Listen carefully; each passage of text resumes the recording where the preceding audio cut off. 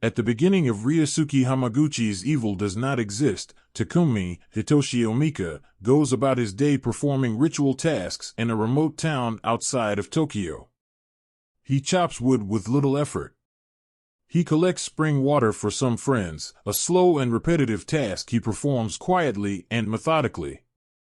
In everything he does, Takumi seems to live and breathe his natural surroundings, almost an extension of them. In these introductory moments, Hamaguchi presents to us what looks to be a picturesque life surrounded by the beauty of this natural landscape. It's only an abrupt cut away from Eiko Ishibashi's haunting musical score that has us questioning whether this remote setting is as idyllic as it seems. Hamaguchi creates a sense of foreboding that preludes the arrival of representatives from a forthcoming glamping site, people who surely don't have the best interests of Takumi and his fellow townspeople in mind. But Hamaguchi interestingly chooses to dispel the disquietude with a hilarious scene in which the community bands together to make the corporation pawns look like fools. One asks if the representatives have even thought about the implications of the septic tank's location. There are a lot more questions about the septic tank in an illuminating sequence underscoring the ecological importance of the smallest, unexpected things. After the community's relentless questioning, talent agents Takahashi, Ruji Kosaka, and Mayuzumi, Ayaka Shibutani, look like deer caught in headlights. They had no idea how ill-informed they were. The film could have left it at that, with townspeople triumphing over this outside influence.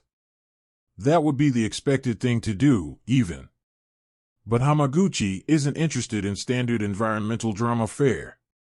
He treats the middlemen with empathy and respect, with a mind more to indicting their ignorance, while contrasting it against the cold-hearted greed of their higher-ups.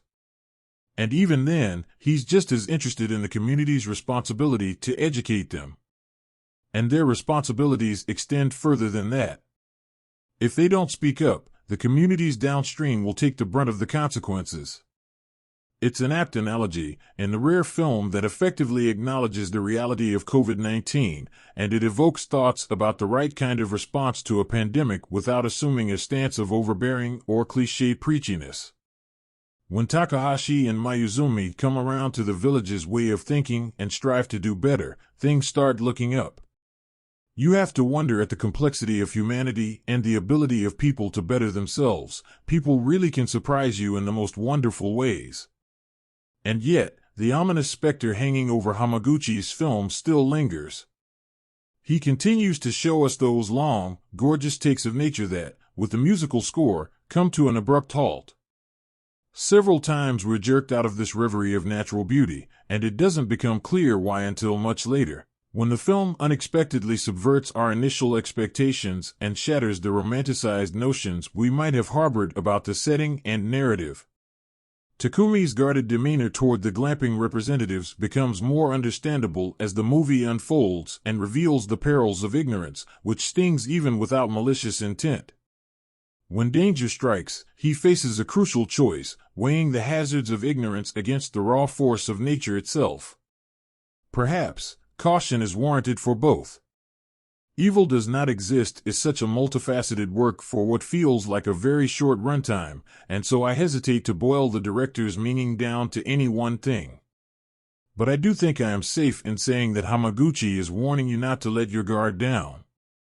Even if evil does not exist, spoiler, however, this is sadly not the case, ignorance most definitely does. And when you're looking at the consequences of each, it can be hard to tell the difference.